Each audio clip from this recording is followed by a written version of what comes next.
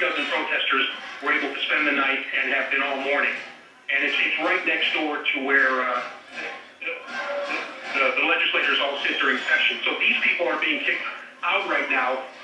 You would think to make probably, I mean, assuming because of the 11 a.m. session that's coming up here in the lower house to take up the revised bill that was passed. So these people are being cleared out because if they're not, there's going to be, the police's logic here is that there will be so much activity, noise, chanting going on that they probably won't even be able to conduct session here starting at 11 a.m. It's not even sure if this is going to start at 11. I don't see any Republican legislators here in session. I see a few Democrats, but they're trying to basically empty this place out and, in theory, convene session here at 11 a.m. Thank you, Bill. Governor Walker is speaking right now. Let's listen in. In January, the private sector helped create more than 10,000 new jobs and helped to slow our unemployment rate down to 7.4%. We believe that's the sign of more things to come in the future, better things to happen as we help improve the economy, because to help the middle class, the best thing we can do is to improve the economy. The other great challenge for us, in addition to a tough economy, is obviously a tight budget. Like state governments all across the country, we face a deficit here in Wisconsin at $3.6 billion.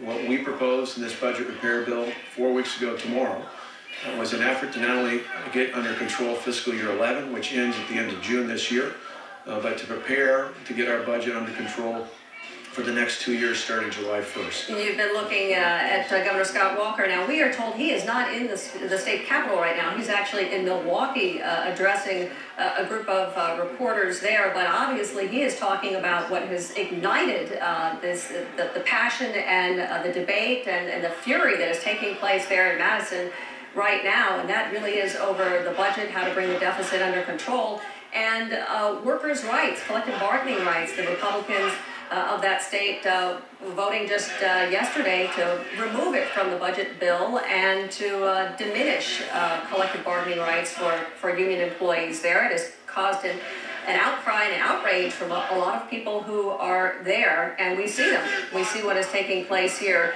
outside of the state capitol as people are clamoring. There's been some pushing and shoving, but no major violence, but clamoring to get inside the building, including some representatives, some members of the legislature trying to get in for a critical follow-up, a next meeting on that very issue.